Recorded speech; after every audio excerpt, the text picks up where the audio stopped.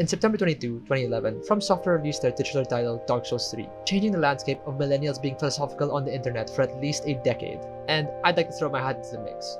The ending of Dark Souls 3's Ring City DLC messed me up, partially because of how cool the concept of fighting jail is, two nobodies in nowhere fighting over something that will eventually not matter.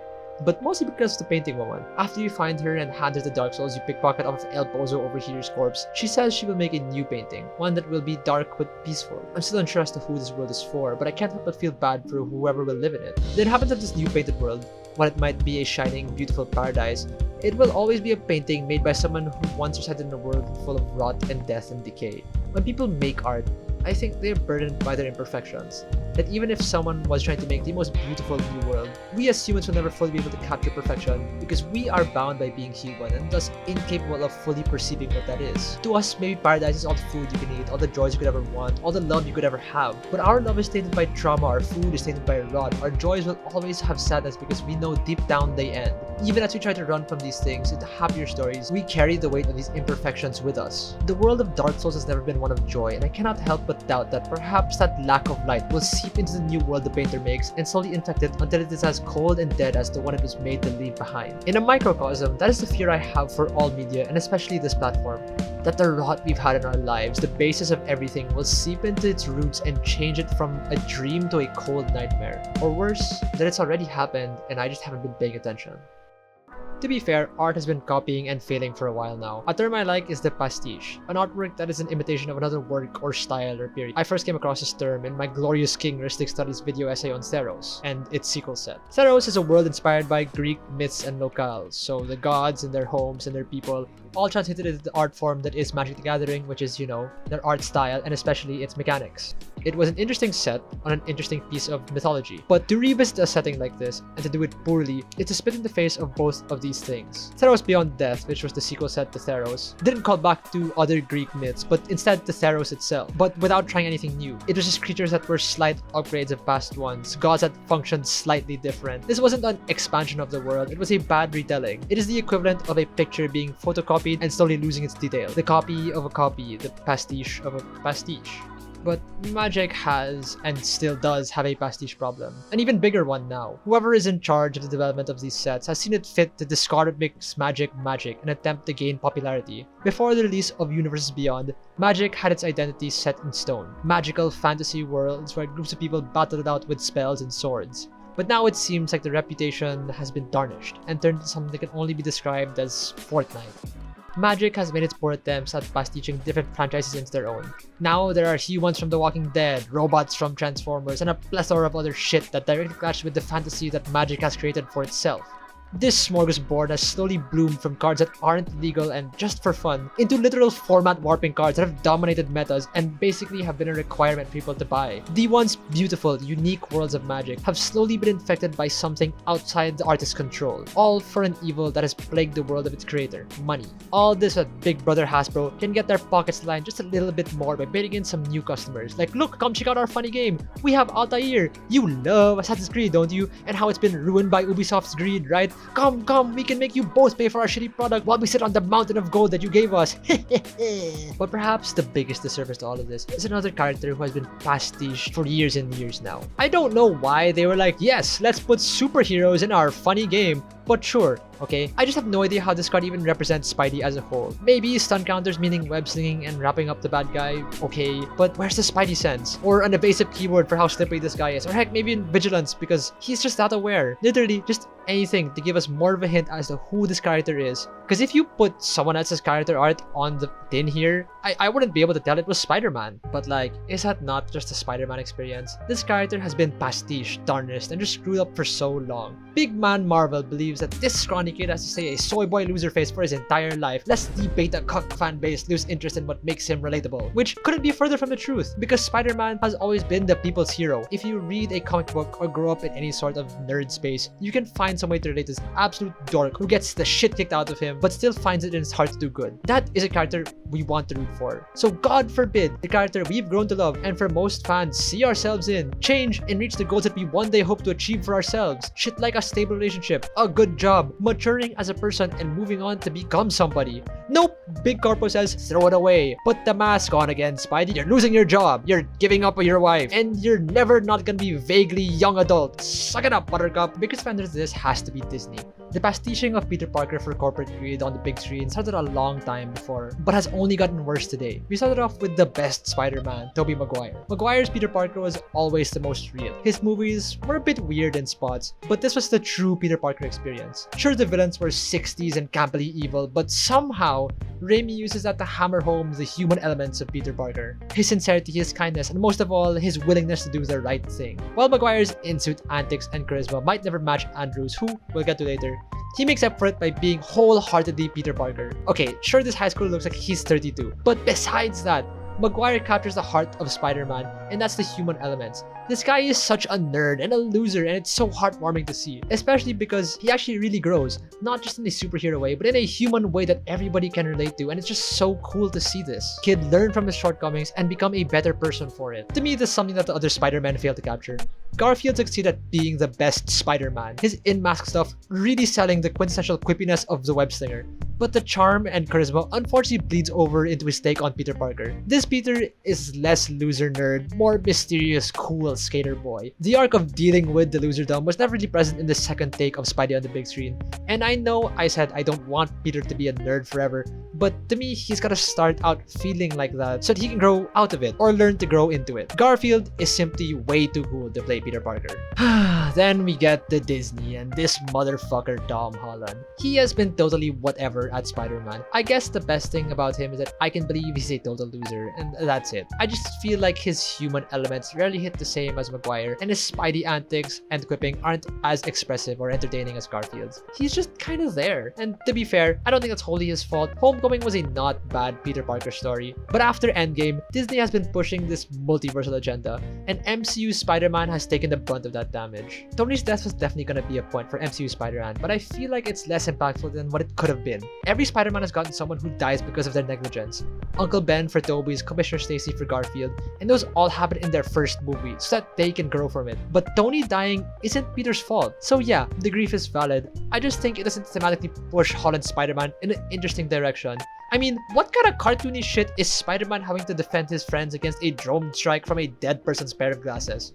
Now, don't get me wrong, Far From Home was a cool spectacle, but that's all it was. I'm reminded of the Martin Scorsese quote where he says Marvel movies are just theme park rides. Like, yeah, they're exciting and fun, but that's all that it is. Far From Home was the biggest, bestest, coolest roller coaster, but the moment you get off it, you're like, that was fun. I guess I'll tell people to go watch it, but will I remember what happened? It's okay.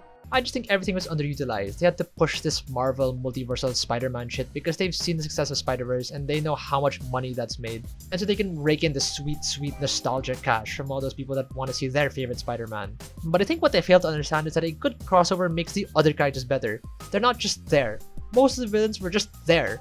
No especially memorable interaction. Like, the best part of this movie is when all the Spideys get to sit around and podcast. We wanted more of that. It is actually so fucking funny to me that MCU has hit the same problems that comic books has, where characters and stories change authors so many times that the essence of the character almost gets lost in translation. Some runs are so good that they become what everyone expects the character to be, and some runs do so much damage to the reputation of a character that they're not even themselves anymore. And all of that, I think, because companies want to squeeze the most amount of money they can from this art form by not letting it end. The MCU had one of the best endings in Endgame, and they could have let it rest there. But no, you can't have your cake and eat it too. Oh wait, sorry, gotta quote it correctly. You can't eat your cake and have it too. They just had to keep milking the cash cow and ruining a good ending for, as we've said, money. They've just been pumping out shit woke show after shit woke show. Like WandaVision, I mean, okay, we like those characters, but who asked for Agatha all along? And don't get me even started on Miss fucking Marvel. This company thinks it can string along old fans while turning beloved heroes like Captain America into pandery bullshit. This movie franchise used to be about war and grit, and now it's about this infantilized shit, like flying around and making the president angry. Wow, real step up from Civil War, which is probably one of the most provocative movies in the entire franchise. Thanks. But hey, since we're talking about baby raying precious things, This is a trend we've been seeing more and more recently, and I get it. Kids are the widest audience and have the most free time, but it's one thing to make something for kids, and it's another thing to take something that beloved as Minecraft and turn it into this. Minecraft has always been an avenue to tell stories. Every generation has their widespread story that uses Minecraft as its medium. Shadow of Israfel, Dream SMP, Maya Night. These are stories that were enhanced because of the nature and limitations of Minecraft. Everyone that's stared at the screen for some time has experience with the game, so it isn't hard to tell how impressive a build is or how unlikely a situation is. Dream SMP's fights are just a bunch of figures executing the same animation over and over again, yet in people's heads, in the animatics people make for it, you can see how much grander these moments are when the emotional impact matches the visual. Because people haven't just stopped at base Minecraft. I recall the parody songs of old, constantly using machinima animations for their visuals, turning otherwise blocky characters into fully expressive ones. It kept Minecraft's charm while adding a flair of emotion we needed from a work trying to tell a story. Think the Fallen Kingdom saga. 4 banger songs telling the story of a king, his son, and their reunion. This story didn't have to be told in Minecraft. It could have been told in any universe, but the point was that it is in Minecraft. It used Minecraft's preconceived notions to help us viewers understand the stakes. The bad guys are the monsters because they attack you in the game. The good guys are the villagers because they let you trade with them. Anyone who has played the game has a deeper appreciation for the story because it uses elements that doesn't require explanation to the viewer. Minecraft is so much of a shared experience. You can just put elements in and people will know what they do. You don't have to spend the screen time explaining it, which leaves so much room in the airtime to explain the plot. But they had to reduce it down to this hand-holdy 7-year-old BS that it is. Who wanted this style when we have shit like this? It's such a spit in the face for the millions of fans that this game has garnered over the years. Like, do the people who made this movie even know how deep their source material is? The ending of this game is one of the most beautiful pieces on the tranquility and uniqueness of experience and life, and that peace permeates the roots of this game. Who hasn't had a peaceful moment where they've watched the sunset in their world that they've built and seen how far they come? The whole point of this game is to make something for yourself so that you can look on it and smile. A build, a farm, a world that you love because you put a piece of yourself in it. And this movie reduces that down to Aquaman in a pink jacket? I guess the point I'm trying to make is just that people seem so ready to disrespect art for profit. This infantilization, these faux copies, the slander all just to make a buck. It's happened to so many forms of media, and I think it's probably gonna happen to YouTube. This platform used to be a place that people could just be themselves on. You'd upload yourself doing something silly without all this fancy editing and bright colors and fast cuts, and people would love it. But now you've got all these Mr. Beast likes, and they're in your face. So today we'll be saving starving children. Let's get right into it. Like, shut up, bro. What happened to the sincerity of YouTube? People doing this because they loved it and not making a buck. Most of all, that people can just do things confidently and succeed. I'm afraid that Mr. Beast is just optimal. That the event horizon of YouTube is this corporate megastructure presenting itself as just some silly guy pretending to be like one of us. This whole thing, this whole essay, is my fear with YouTube. The pandering, the cameos, the lying for a quick buck. Heck, if this video doesn't do well, I'd be happy. Because I don't mean it. Seriously, I don't believe or haven't directly experienced most of the shit I've talked about. But hey, those are the buzzwords people like, right? So like speak, Spiderman suck, yes, potato point, dance! For real though, I've never finished a Dark Souls game. And sure, I know how to play magic, but I didn't play during Theros or its sequel set, so I didn't have the experience to have a take on it. Heck, I haven't even read a Spider-Man comic. This is just information I've gotten from video essays I've seen and now regurgitate them as if they're my own. As if the way I experience them isn't tainted by the fact that I experienced them through the thoughts of somebody else. Sure, I think the Universe Beyond kind of steps on the magic of Magic the Gathering, but there are people who want to play this game with me now and wouldn't have otherwise touched it, but now that their favorite characters are in it, they're going to. And plus, there's something so interesting to me about adapting a piece of character into the mechanics of a game like Magic. Like, I do think the Spider-Man card is cool. For 1 blue and a white, Spider-Man enters, taps an opponent's creature, and puts a stun counter on it. Then, you may remove up to 3 stun counters from anything and draw as many cards as you removed counters. Stun counters is webbing up an opponent. A stun counter means a creature cannot untap. Tapping in Magic is really important because you tap to attack, tap to use abilities, so a stun counter prevents that. Then by removing stun counters from things, Spidey draws a card. The stack of cards in Magic is called a library. Drawing a card is meant to represent a wizard looking through their binder of spells for the perfect answer. So, in the simplest of terms, when Spidey de-webs someone, he learns a lesson. That's as Spider-Man as you can get in this small-ass text box. So I've just been lying this whole time.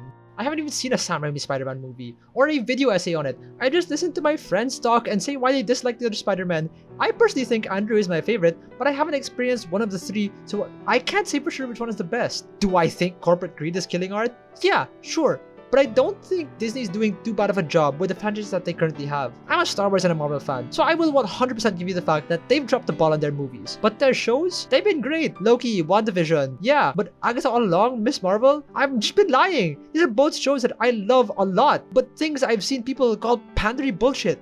Why? Sometimes when I see people in these comment sections, I figure they just haven't watched the show. Agatha All Along, oh no, Wiccan's gay! Just like he's been in the comic. What's wrong with that? I loved the heart of this show. A bunch of witches finding family when they never could have had one. It was so sick. And Miss Marvel is really good. Teenage superhero fun. Probably the best one in the MCU's entire catalog because Spider-Man kind of dropped the ball. And so it kind of gives me hope for the other young adult heroes that are gonna come along. Is it pandery woke bullshit to give women roles and shit? I don't understand what is happening. Like, are we judging it for its qualities or for the things that are in it that you don't like? These are good quality shows. I guess you're just so ready to hate because they have freaking women. I just hate that people seem so ready to dislike something. Like, okay, She-Hulk is twerking on her desk, and I guess that ruins the sanctity of Marvel. But this has never been a franchise that has been highbrow about its comedy. I'm not gonna comment on the quality of that show because I haven't seen it. But I just feel like people are so ready to hate something despite having never experienced it. And I mean, like, experience it fully. Like this video, if you agreed with the point in it but clicked off on it before I told you that I was lying, you wouldn't know that I'm just like bullshitting my takes. People need to just watch and understand what a series is and then be able to judge accordingly. But the worst of all these sins, I think, is the hate modern people have for the Minecraft movie. Once again, we haven't watched this movie and I haven't even watched a single trailer for this movie. The first time I'll ever do that is when I use it to edit this video. So future me, was it cool?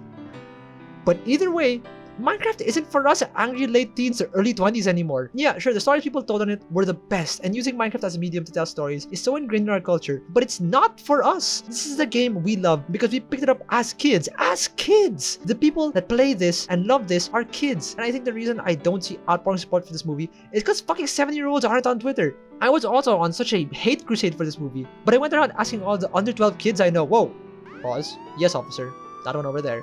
And all of them were excited for this movie. Jack Black as Steve! It was cool to them! The movie isn't even out. So if you asked me a long time ago when I was the age when these goats came out, I would have thought Kung Fu Panda and How to Train Your Dragon were just silly, goofy, funny, not genuinely life-changing. Yeah, I know the corporate infantilization of media nowadays will probably push the Minecraft movie towards being more funny than deep. But that's okay. Minecraft has never been that deep. It's just a game that we grew up with and keep constantly returning to. It's the game who's held our hands through all of our growth. And we're just hoping that people take it as seriously as we want to be taken. Because if it's not this deep philosophical thing that has all this depth, then what does that make the people who like it? Just kids? I think the hate for it is just easier because hate is so much easier to commodify. The moment something doesn't agree with your preconceived view of the world, you can just jump on the opportunity to hate it and find people that agree with you. YouTube as it stands is this echo chamber that feeds you what you want to hear, and you succeed on this platform by being the person that most people want to hear from. Sure, once upon a time, YouTube was this place where people just upload whatever they want. But only certain people succeeded.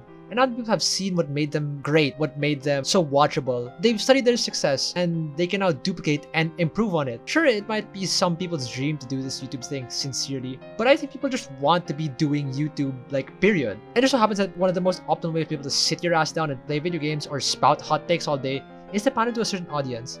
Be that 5-year-olds who have iPads strapped to their eye sockets, or angry millennials going on a blame crusade on people that ruin their favorite shows. Cause YouTube as a whole, it's a dream for some people and it's fun to succeed. But okay, this whole essay are thoughts that I formed by listening to someone else and not experiencing it for myself. And I ask you, is that a valid way to experience media? Because I think in a microcosm, that's what YouTube is, right? Somebody repackaging their experience and being able to entertainingly convince you that that's what it was, that it was interesting. But you could also just not be saying what you really believe in. Like this video, you will never really know the person behind the screen. You will never know if they are saying the things that they really want to be saying. All you know is that they have made a video about it and they're putting it out there into the world. But why would anyone do that? Why would anyone take the time to record, edit, and post a video that didn't mean anything to them? Unless it was, of course, Happy April Fools. Okay. If you got hurt by this, my bad. My only goal for this video was just to talk shit the whole time.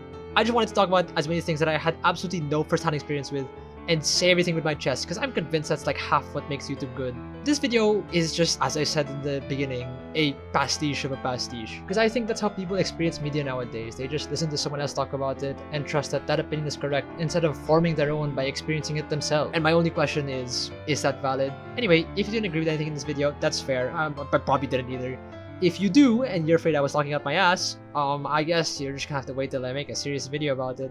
Anyway, that's all I gotta say. If you checked the video description before finishing the whole video, you'd have seen what this is all about. So put your video essay trope count in the comments, and the person who gets the highest one gets like a kiss from me or something. I don't know. We'll talk about it. Don't forget to like and subscribe.